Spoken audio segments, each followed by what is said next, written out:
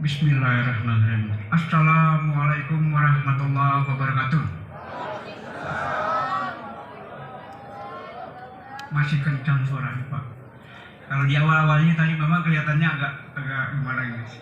Rupanya sudah mendapatkan masukan ngebut dari Pak Wakil Bupati tadi, luar biasa ya. Bapak Ibu hadirin yang kami banggakan, sebelumnya kami ingin menyampaikan permohonan maaf Pak Menteri Koperasi dan UKM yang pada saat kesempatan hari ini tidak dapat kumpul bersama kita. Padahal kalau ada hal-hal seperti ini sangat-sangat antusias, ambisius sekali Pak Deputi maupun Pak Menteri untuk melihat secara langsung perkembangan ataupun potensi yang memang dimiliki oleh koperasi dan UKM. Namun demikian tidak mengartikan dari makna pertemuan hari ini, peringatan Hari Koperasi ke-76, sangat luar biasa ya. Usia saya belum sampai ke 76. Tapi semangat mungkin kita jangan sampai kalah dengan koperasi yang sudah lebih dari 76 tahun,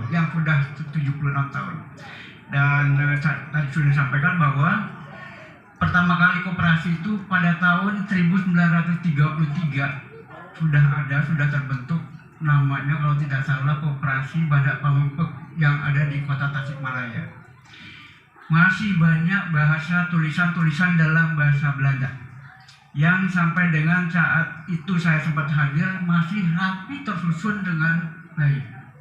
Jadi terlihat di sana bahwa memang koperasi itu administrasi sumber daya manusia memang harus betul-betul orang-orang yang memang bisa melakukan pembinaan pengembangan koperasi untuk bisa lebih maju lagi. Saya tadi masuk kemari terus terang sangat berbahagia sekali Bapak Ibu sekalian. Mulai dari ujung dari sana, kemudian sampai ke sini saya lihat di situ ada spanduk rapat anggota koperasi. Telah melakukan kegiatan rapat anggota koperasi. Kata kuncinya koperasi itu di rapat anggota koperasi. Karena apa? Rapat anggota koperasi itu merupakan laporan pertanggungjawaban pengurus dan pengawas di forum anggota. Jadi kita bisa tahu, bisa lihat perkembangan maju mundurnya anggota koperasi itu dari kegiatan RAT. Oleh karena itu diharapkan anggota koperasi tidak hanya berharap banyak terhadap RAT. Biasanya kalau dia datang ke RAT, apa yang diharapkan? Absensi, tanda tangan, terus pulang.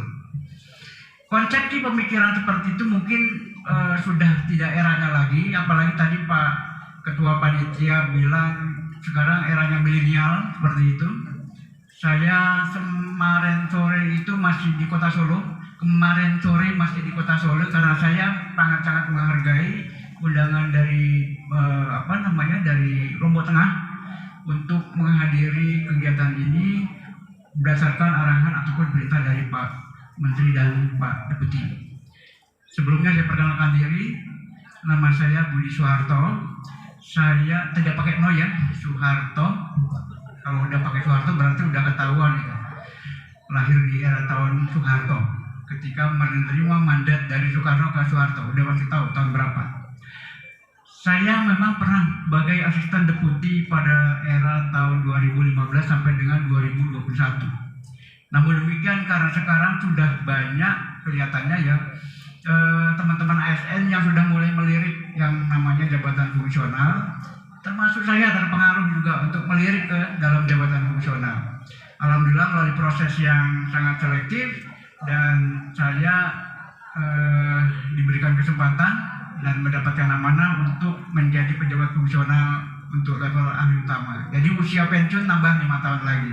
Insya Allah 9 tahun yang akan datang saya MPU, memasuki masa pensiun. Baik Bapak Ibu sekalian, dengan tidak terlepas dari amanah dari Bapak Deputi melalui forum di sini, agar mohon dibacakan naskahnya Pak Menteri yang telah dibuat sedemikian rupa. Untuk itu saya mohon izin untuk membacakan naskah yang sudah disampaikan, yang sudah dibuat oleh Pak Menteri. Bismillahirrahmanirrahim. Assalamualaikum warahmatullahi wabarakatuh. Salam sejahtera bagi kita semua. Om Swastiastu, Namo Buddhaya, salam kebajikan. Yang saya hormati para pengurus, pengawas, manajer, karyawan koperasi di seluruh Indonesia, khususnya di Lombok Timur, Lombok Tengah, maaf.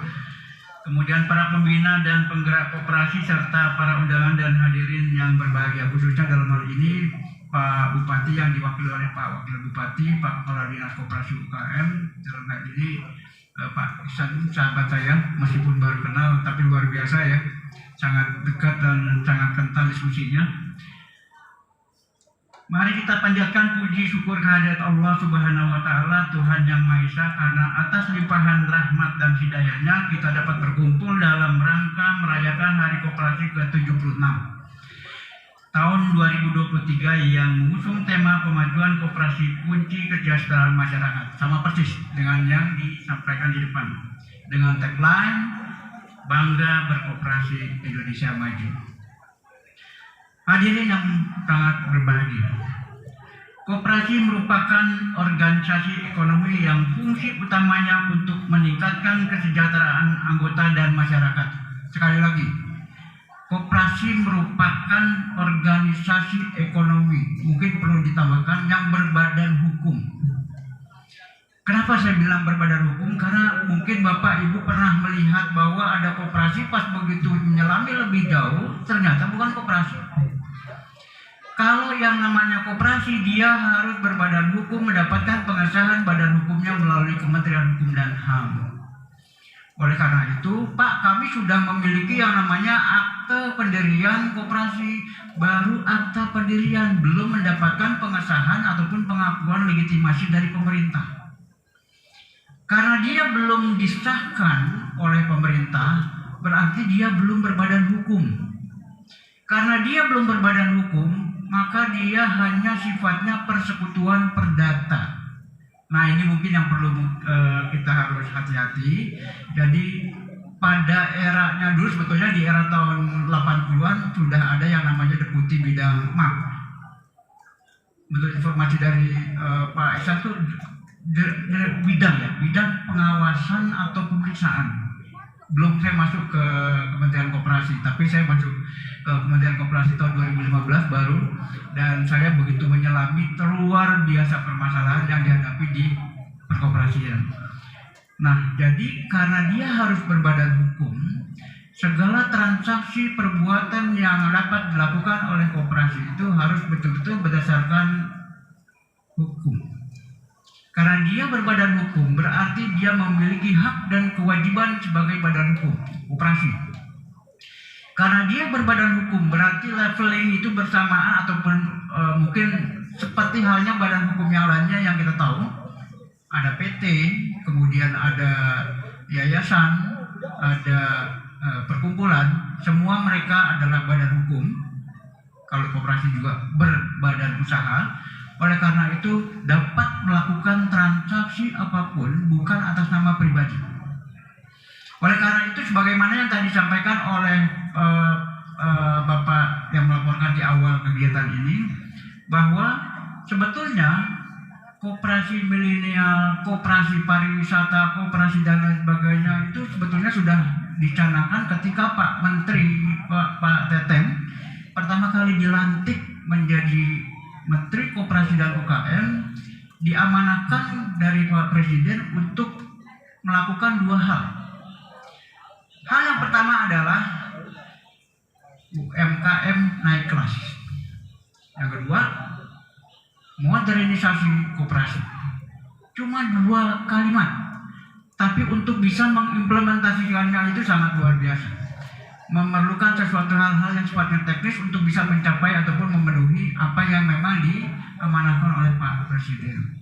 Nah, oleh karena itu sudah sejak itu Pak Deputi Bidang Perkoperasian dan Pak Menteri sudah mulai merencanakan bagaimana caranya untuk bisa memodernisasi koperasi, bagaimana menjadi supaya koperasi milenial, bagaimana supaya membentuk suatu koperasi yang tidak hanya, tidak hanya koperasi yang hanya bergerak dalam satu tempat.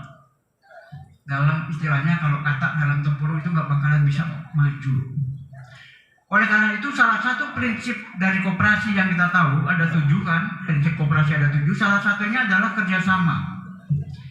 Perlu melakukan kerjasama dengan pihak koperasi lain ataupun badan hukum lain, badan usaha lain untuk bisa mengembangkan usaha koperasi. Seperti tadi disampaikan oleh Pak Wagub, perlu ada pengembangan untuk usaha koperasi melalui kerjasama antar koperasi ataupun dengan badan hukum lainnya.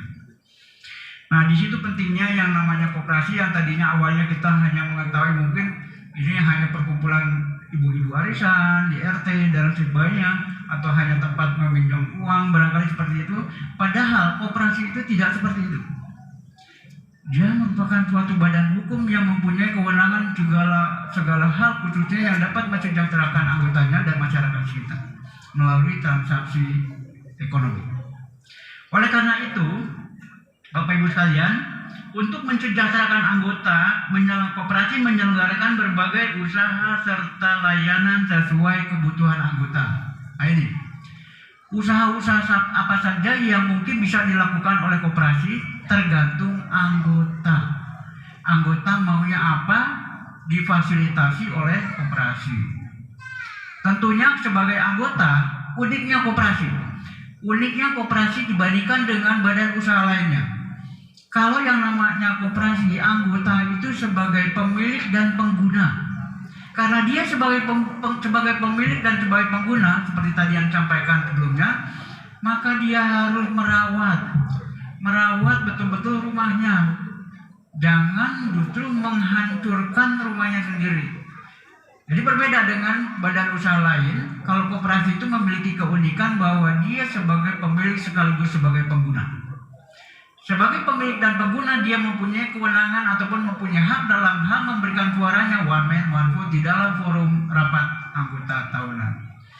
Nah, disitulah sebetulnya diharapkan anggota-anggota yang mungkin ketemu dalam setahun sekali itu menyuarakan apa kira-kira yang diinginkan oleh anggota agar dapat dilaksanakan, diimplementasikan oleh koperasi melalui media koperasi.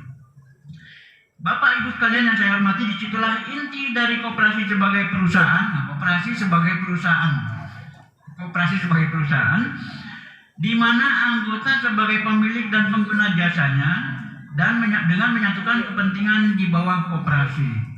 Nah, oleh karena itu dari sekian banyak anggota, semakin banyak anggota, mungkin banyak pemikiran, masukan yang dapat disampaikan ataupun diberikan kepada koperasi. Kita mungkin ke depan mau membuat koperasi digital. Memang sudah diarahkan oleh Pak Deputi, Pak Menteri, koperasi digital seperti apa? Ya lebih cenderung kegiatannya digitalisasi. Bapak Ibu sekalian yang saya hormati, sebetulnya di era COVID kemarin selama 2-3 tahun ke belakang, itu sangat memberikan makna bagi kita semua. Ketika kita ingin melakukan transaksi dengan pihak koperasi, kita sebagai peminjam ataupun kita sebagai penyimpan, khususnya dalam hal simpan pinjam, itu di era COVID kan dilarang kebanyakan untuk datang langsung, ya kan?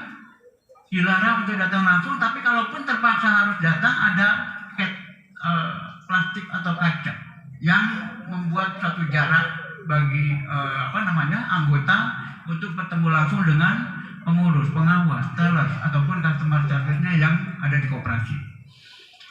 Mulai dari situ koperasi mulai memikirkan bagaimana supaya pertemuan yang tidak dilakukan secara langsung tatap muka ini tapi tetap berjalan efektif. Yaitu mereka melihat harus ada media. Medianya apa? Digitalisasi melalui teknologi informasi. Tadi sudah disampaikan oleh Ketua Panitia.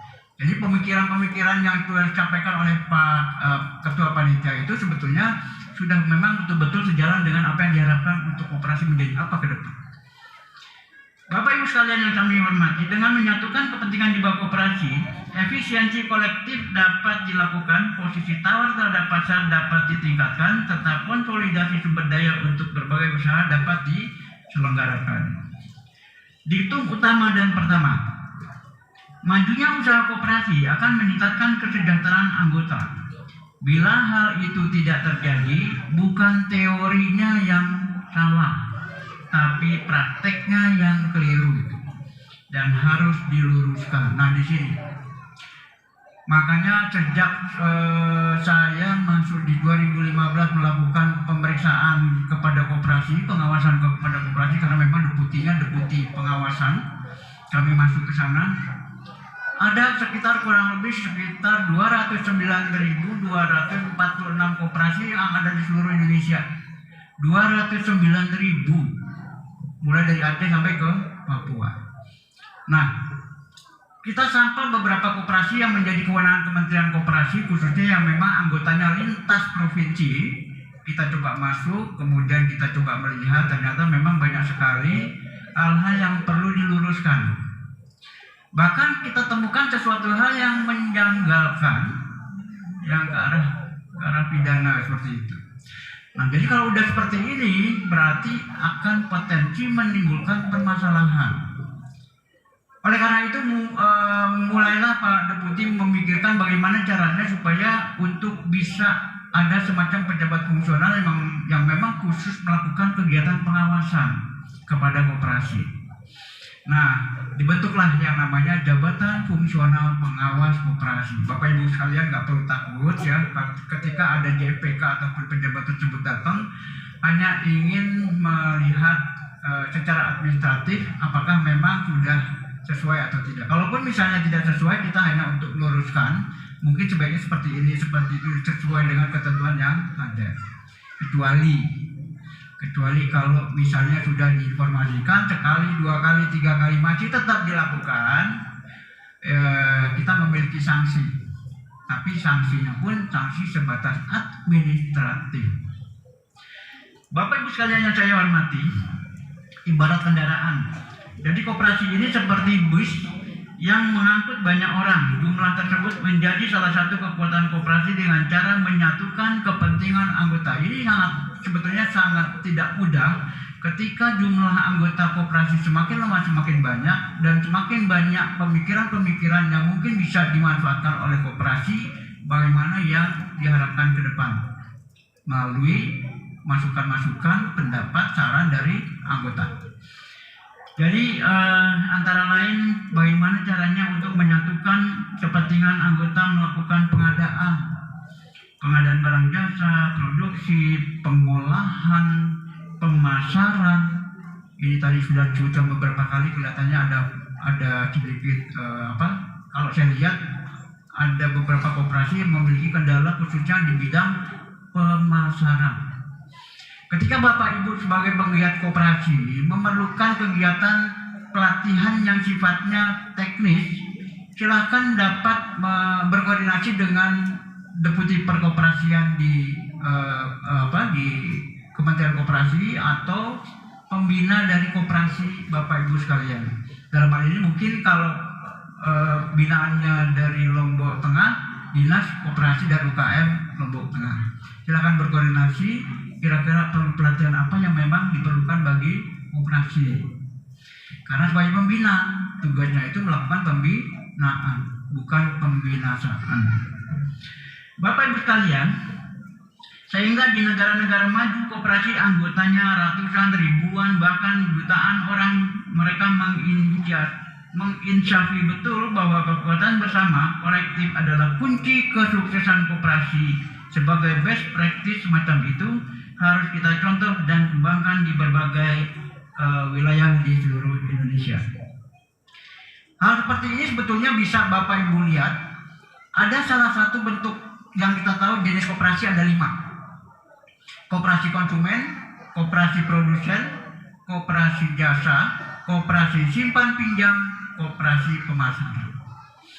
Nah, kalau seandainya mulai dari hulu sampai hilir ingin dilakukan sepenuhnya oleh koperasi, maka koperasi yang akan diharapkan berbentuk KMP atau koperasi multi pihak.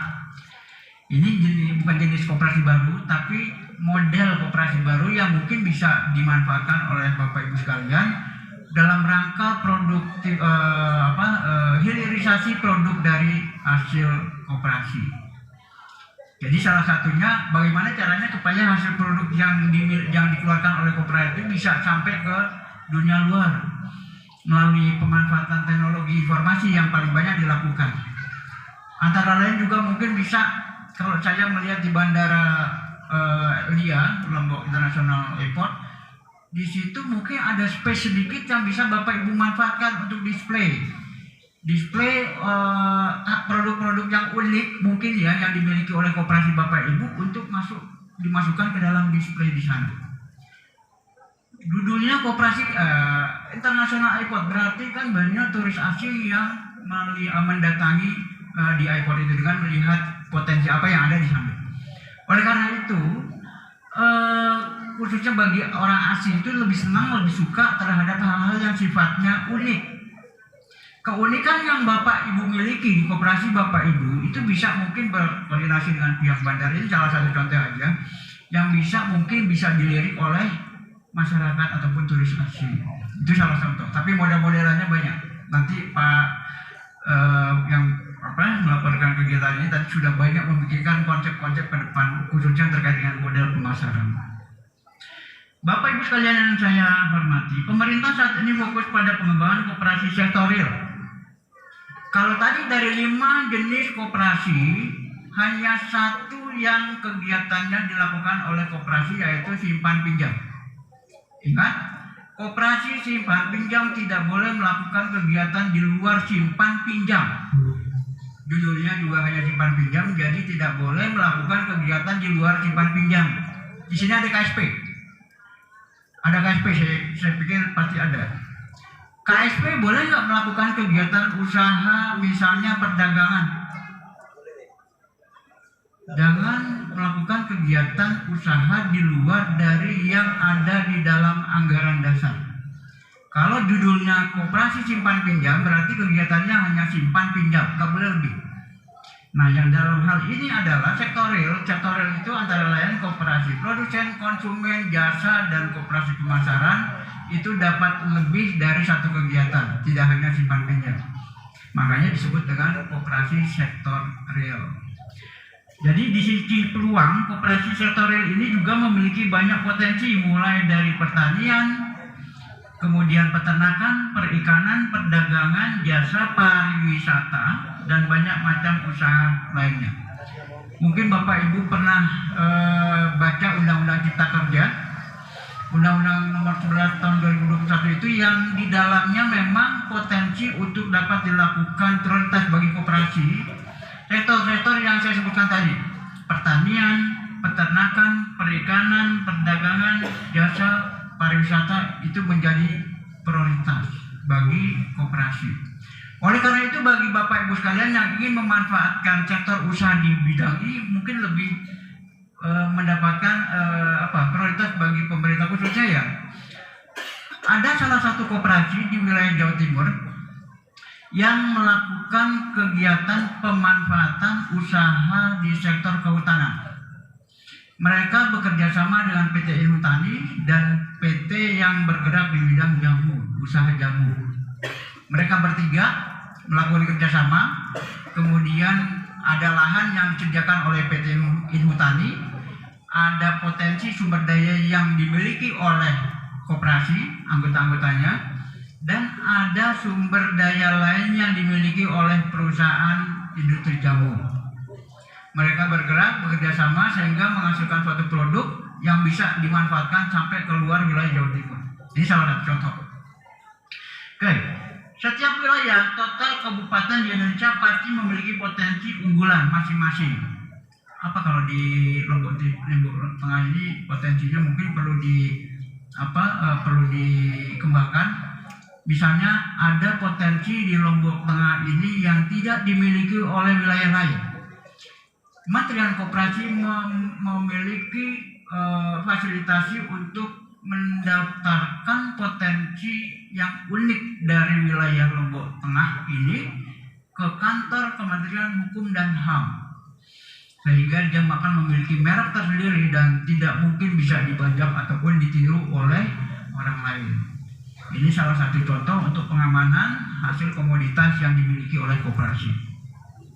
Bapak Ibu sekalian, koperasi sektorial harus menjadi pemain utama dalam potensi unggulan tersebut. Tujuannya agar manfaat dan nilai tambah yang dihasilkan dapat sebesar-besarnya terdistribusi kembali ke anggota. Koperasi itu uniknya, setiap kegiatan usaha itu diharapkan untuk kembali ke anggota. Karena kembali ke anggota, maka harapannya anggota menjadi sejahtera. Bapak Ibu sekalian yang saya hormati, banyak. Sebagai contoh, saat ini Kemenkop tengah mengembangkan pabrik minyak makan merah. Minyak makan merah di beberapa provinsi berbasis sawit. Kelihatannya udah Pak ya, dari Lombok Tengah ini alhamdulillah. Pabrik tersebut sepenuhnya dimiliki oleh petani sawit, anggota koperasi. Dengan pabrik itu maka hilirisasi produk dapat dilakukan sampai ke masyarakat. Masyarakat dapat menikmati hasil produk koperasi. Bapak Ibu sekalian, petani sawit tidak lagi hanya menjual tandan buah, tapi menikmati nilai tambah dari produk akhir yang minyak makan merah tersebut. Nah, di sini pentingnya program hilirisasi produk koperasi agar sampai ke masyarakat. Teknik pemasarannya yang mungkin perlu diperdalam ataupun mungkin perlu dilakukan lebih jauh. Jadi jangan hanya face to face, jangan hanya tatap muka, tapi kita bisa memanfaatkan teknologi informasi. Rata-rata yang jago-jago teknologi informasi ini anak-anak muda, Pak ya, anak-anak milenial. Kalau saya udah bukan kaum milenial lagi, kaum apa Pak? Nah, contohnya yang tadi koperasi paling tua di Indonesia yang berdiri pada tahun 1933 itu sebetulnya pengurus dan pengawasnya itu orang-orang yang sudah usia, tapi mereka merekrut anak-anak muda yang baru-baru lulus ini, khususnya yang jago-jago IT, mereka untuk bagaimana caranya untuk bisa mengembangkan produk hasil koperasinya ke publik, ke masyarakat. Nah, jadi di-drill oleh pihak pengurus pengawas, tapi yang maju ke depan adalah anak-anak muda, anak-anak milenial. Saya yakin, kalau nggak tahu ya, saya buka HP aja masih gaptek. Tapi anak-anak sekarang Bapak Ibu sambil jalan itu nggak ngelihat depan, itu tangannya main game itu masih bisa. Kalau kita ngelirik kanan dulu, jadi bukan eranya kita lagi barangkali ya, eranya milenial yang memang sudah cukup maju. Namun demikian tetap harus disaring bagaimanapun juga, karena yang biasanya membuat maju itu pasti ada yang unsur negatifnya meskipun mungkin tidak banyak. Bapak Ibu sekalian yang saya hormati, salah satu potensi lain yang sekarang terbuka bagi koperasi adalah bidang usaha sektor jasa keuangan. Nah, ini penting saya informasikan buat Bapak Ibu sekalian, khususnya bagi koperasi yang selama ini hanya melakukan kegiatan kepentingan anggotanya sendiri. Tapi berdasarkan Undang-Undang P2SK ini, Undang-Undang Pengembangan dan Penguatan Sektor Keuangan, koperasi boleh melayani masyarakat. Sekali lagi, koperasi boleh melakukan aktivitas usahanya untuk melayani masyarakat. Tapi dengan catatan, kalau sudah melayani masyarakat, khususnya terkait dengan simpan pinjam, sektor keuangan simpan pinjam, maka dia akan dibina, diawasi, dan diatur oleh OJK, Otoritas Jasa Keuangan. Jadi, yang dimaksud melayani masyarakat itu antara lain seperti koperasi melakukan kegiatan perbankan. Boleh ke depan. Koperasi melakukan kegiatan perasuransian. Boleh. Koperasi melakukan kegiatan program pensiun, biasanya suka ada dana pensiun. Koperasi melakukan kegiatan pasar modal. Koperasi melakukan kegiatan joint venture. Koperasi melakukan kegiatan pembiayaan. Koperasi melakukan kegiatan yang lainnya ditetapkan peraturan perundang-undangan di sektor jasa keuangan. Koperasi pada prinsipnya berdasarkan Undang-Undang 25 tahun 1993 boleh melakukan kegiatan perekonomian apapun. Tapi sekarang dengan adanya undang-undang ini, kalau koperasi ingin melakukan kegiatan sektor keuangan yang melibatkan masyarakat, maka akan diawasi, diatur dan diawasi oleh OJK, Otoritas Jasa Keuangan. Beberapa kali saya coba untuk mensosialisasikan ketentuan ini kepada pihak koperasi, gerakan koperasi, rata-rata nggak mau melayani. Lebih baik diawasi oleh dinas koperasi, provinsi, kota, kabupaten ataupun kementerian, tergantung dari kewenangannya masing-masing. Karena sudah atmosfernya udah mungkin udah pas ya dengan kementerian koperasi, dinas koperasi, provinsi, kota, kabupaten. Bapak Ibu sekalian, jadi perizinan pengaturan dan pengawasan koperasi di sektor jasa keuangan sepenuhnya dilakukan oleh OJK. Sebetulnya sih sebelum ada ketentuan ini dulu kita pernah dengar yang namanya koperasi BPR. Ya, koperasi bank perkreditan rakyat. Itu sudah dilakukan, sudah banyak dilakukan oleh koperasi karena berdasarkan undang-undang perbankan dimungkinkan BPR dilakukan oleh PT maupun oleh koperasi. Namun akhir-akhir ini yang kita lihat kebanyakan transformasi dari koperasi BPR menjadi PT BPR. Mungkin karena apa ya, dia lihat ada dua kepala di sini yang mengawasi, melakukan pengawasan, jadi kurang gimana gitu. Mereka transformasi sehingga menjadi PT. Bapak Ibu sekalian yang saya hormati, hal tersebut dapat menjadi ruang bermain baru bagi koperasi dengan catatan patuh terhadap ketentuan peraturan perundang-undangan. Berbeda dengan yang biasa kita lakukan, khususnya yang KSP, koperasi simpan pinjam, atau ada koperasi yang memiliki unit simpan pinjam yang biasanya hanya melakukan kegiatan melayani hanya anggota internal, tidak melayani masyarakat. Kalau dulu ada ketentuan yang memungkinkan 3 bulan calon anggota koperasi boleh memanfaatkan layanan koperasi simpan pinjam. Kalau sekarang ada yang namanya calon anggota, berarti itu sudah termasuk yang namanya melayani masyarakat. Jadi kata kuncinya dia itu melayani masyarakat atau tidak, lihat di dalam buku daftar anggota. Kalau di dalam buku daftar anggota ternyata nggak ada namanya, berarti dia masyarakat.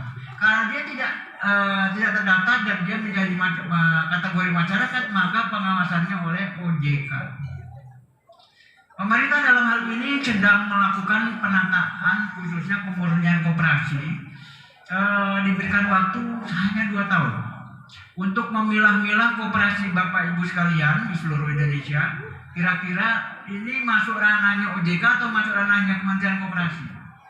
Oleh karena itu, kalau seandainya koperasi Bapak Ibu sekalian hanya ingin melakukan melayani anggota, hanya ingin melayani anggota yang terdaftar dalam buku daftar anggota, itu adalah koperasi murni, yang artinya koperasi yang nantinya akan diawasi dilakukan pengawasan pembinaan oleh Kementerian Koperasi, Dinas Koperasi, Provinsi, Kota, Kabupaten. Tapi kalau ada orang luar yang tidak masuk di dalam buku daftar anggota tapi dilayani oleh koperasi Bapak Ibu, itu termasuk kategori yang nantinya akan diawasi oleh OJK. Jadi monggo silahkan, sepenuhnya diserahkan kepada koperasi masing-masing maunya ke kiri atau mau ke kanan. Kita sebagai pemerintah di sini tidak mempunyai kewenangan untuk intervensi terhadap kepentingan ataupun keinginan anggota koperasi. Sekali lagi, pemerintah tidak memiliki kewenangan untuk mengatur, memaksakan kehendaknya masuk OJK, masuk Kementerian Koperasi, itu tidak, bahkan tidak dimungkinkan begitu. Sepenuhnya diserahkan oleh koperasi. Bapak Ibu sekalian yang saya hormati, jadi kalau saya lanjutkan di sini, untuk memajukan koperasi di Indonesia dibutuhkan landasan hukum yang kuat. Landasan hukum yang kuat sebagai pegangan bagi semua pihak, pemerintah, masyarakat, aparat penegak hukum, dan pihak lainnya. Sehingga saat ini Kementerian Koperasi dan UKM tengah menyusun RUU perkoperasian yang baru. Saya pada waktu tahun 2019 termasuk bagian dari tim penyusun. Sebetulnya udah tinggal ketok palu untuk diundangkan pada waktu tahun 2019 sebelum COVID, RUU yang baru ini. Namun karena ada satu dan lain hal tidak jadi. Keburu pergantian anggota DPR baru, dibahas dari mulai lagi. Dan sekarang mungkin dalam waktu dekat harapan pada putih yang namanya RUU perkoperasian yang baru ini akan segera diundangkan.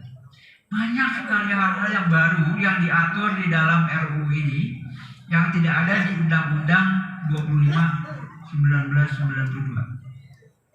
Antara lain yang menyangkut dengan ketentuan permodalan, ketentuan lapangan usaha. Jadi lapangan usahanya itu mengikuti KBLI. Yang kalau tidak salah bidang usahanya tercatat sekitar 1790 bidang usaha. Bapak Ibu sekalian, kalau Bapak Ibu sekalian ingin memahami lebih jauh, kira-kira boleh melakukan kegiatan usaha apa saja? Coba tolong buka anggaran dasar Bapak Ibu sekalian. Bidang usaha yang Bapak Ibu lihat disitulah yang bisa Bapak Ibu lakukan. Tapi jangan coba-coba melakukan kegiatan bidang usahanya nggak ada di anggaran dasar, tapi nekat. Jangan. Jadi yang di anggaran dasar itu yang Bapak Ibu boleh lakukan setelah tentunya mendapatkan izin. Sekali lagi, setelah mendapatkan izin. Jadi ada dua hal yang penting di sini adalah pengesahan badan hukum melalui akta anggaran dasar. Yang kedua, izin melakukan kegiatan usaha. Apapun kegiatan usaha yang memang kebetulan diatur dalam anggaran dasar, misalnya diatur di dalam anggaran dasar kegiatan usaha simpan pinjam. Bapak Ibu koperasi melakukan kegiatan usaha simpan pinjam, benar nggak? Benar, karena memang hanya itu yang diatur di dalam bidang usaha. Tapi hati-hati, coba lihat apakah ada izinnya nggak melakukan kegiatan usaha simpan pinjam. Kalau koperasi Bapak Ibu melakukan kegiatan usaha simpan pinjam yang memang di dalam anggaran dasar diamanatkan untuk melakukan itu, tapi tidak memiliki izin, tetap itu namanya ilegal. Karena ilegal, semua transaksi yang Bapak Ibu lakukan terkait dengan simpan pinjam itu memiliki dampak hukum yang sangat berat. Karena apa? Karena kalau saya melihat kok air-air ini banyak koperasi simpan pinjam yang berurusan dengan pihak yang berwajib. Sekali lagi, mereka melihat salah satu contohnya, koperasi simpan pinjam melakukan kegiatan usaha, melakukan usaha simpan pinjam, tapi dia melakukan kegiatan simpan pinjamnya itu kepada masyarakat. Karena dia melakukan kegiatan simpan pinjamnya kepada masyarakat, maka berdasarkan undang-undang perbankan, maka koperasi Bapak Ibu melakukan pelayanan kepada masyarakat. Nah, ini yang tidak boleh. Karena melakukan kegiatan simpan pinjam kepada masyarakat kan tanpa izin, aparat yang berwajib akan menarik-narik ke undang-undang perbankan. Larinya ke sana lagi. Baik Bapak Ibu sekalian, jadi selain itu yang baru dan mendasar adalah pengaturan tentang pilar-pilar ekosistem koperasi yang melibatkan banyak lembaga pendukung dan profesi penunjang, serta pengaturan tentang sanksi pidana.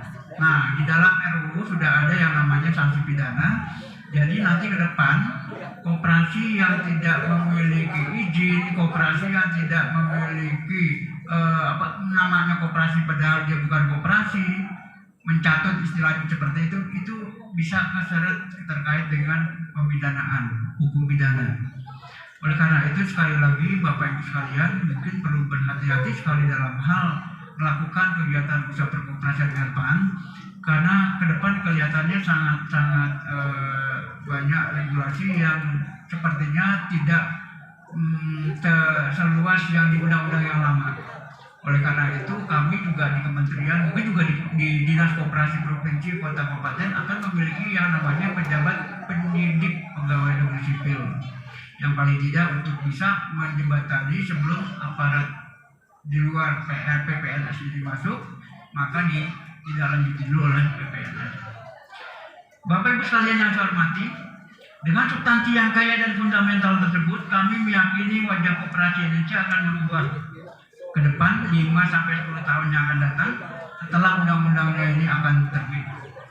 Semoga Allah Subhanahu wa Ta'ala, Tuhan Yang Maha Esa, akan meridhoi kita semua, segala daya dan upaya kita bersama untuk membangun koperasi di seluruh wilayah Indonesia. Dirgahayu koperasi, bangga berkoperasi, Indonesia maju. Billahi taufiq wal hidayah. Assalamualaikum warahmatullahi wabarakatuh.